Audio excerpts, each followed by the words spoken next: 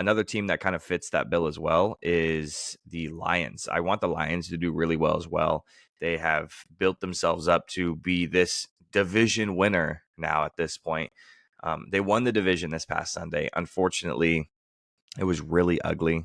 It did not look good. They had to have Nick Mullins throw 4 interceptions for them to actually, win the game. First division title in 3 decades on the back of Jared Goff's 257 passing yards, 1 touchdown, and the defense's, again, 4 interceptions. Let's not this man lives in the shadows. Amon-Ra St. Brown doesn't get enough love. He had 12 receptions, 106 yards, and a touchdown. This was his 8th 100-yard game, tying Tyreek Hill for the most this season, and nobody talks about the man. It's incredibly disrespectful. They only have beat 2 playoff teams all year. Okay, 2 playoff teams, the Bucks and the Chiefs. That's all the Lions have beat all year. So not only did they win the division, congratulations. I think that's amazing. I think that's awesome. They deserve their flowers for that. First in 3 decades. Okay, having been alive for 3 decades. So you give your flowers for that. But unfortunately, I can't believe in a team that has only beat 2 playoff teams, the Bucks, which is like a fringe playoff team. You're only a playoff team because your division's horrible, and the Chiefs, who've looked shaky all year, and then they're 2-2. So against all the other playoff teams, so they've faced 4 of them. They're 2-2 against them, and again, the only 2 wins against shaky or should probably not be a playoff team at all, and needs a backup quarterback to throw 4 interceptions to win the game. Now, it was a division game. I don't put a whole lot of stock into division games. I'm having a hard time not saying that the Lions, piggybacking off our last week's segment, continuing to say that the Lions are pretenders in this playoff series or in these playoffs. I don't believe them at all. It's great that they won the division. I'm just still not impressed with them. Yeah, I think it gives me a lot of memories of the Vikings last year. They kept winning these 1-score games over and over and over, and then they kind of got exposed in the playoffs. I know I said last week that Jared Goff was kind of old, and I think we got a guy in there that was pretty mad at me. He's 29 or whatever the case may be. But right. Quarterbacks age so quickly in the NFL when they can't move.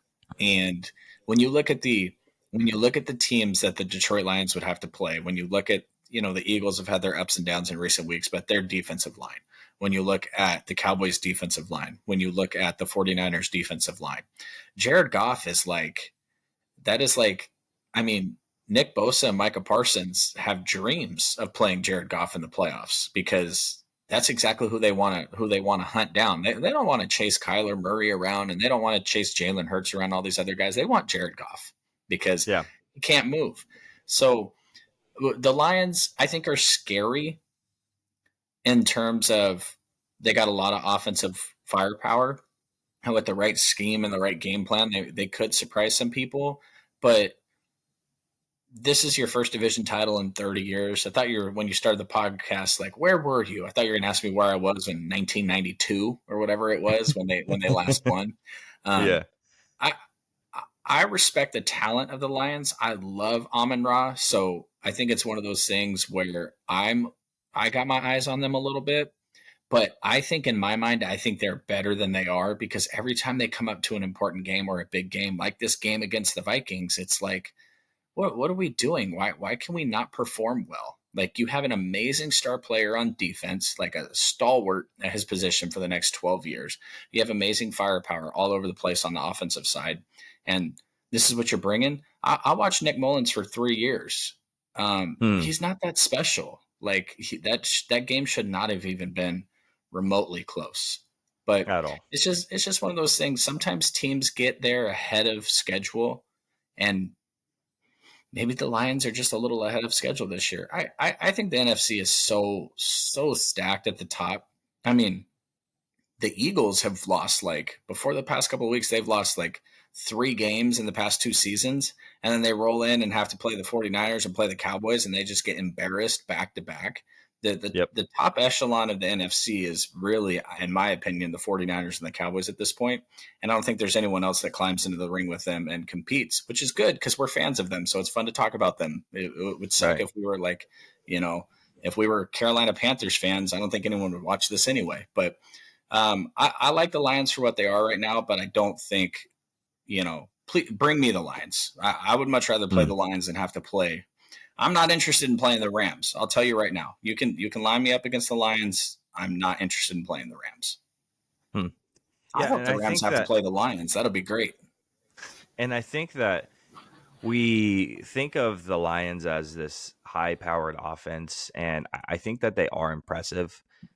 But unfortunately, when looking at the offense, the most impressive thing about them is they have the number one, let's say number one, top two at least, offensive line in the league. Okay, and then they're following it up with a great 1-2 punch in the backfield. You have an immobile quarterback, and then you have Amon-Ra St. Brown and Sam Laporta. That's great.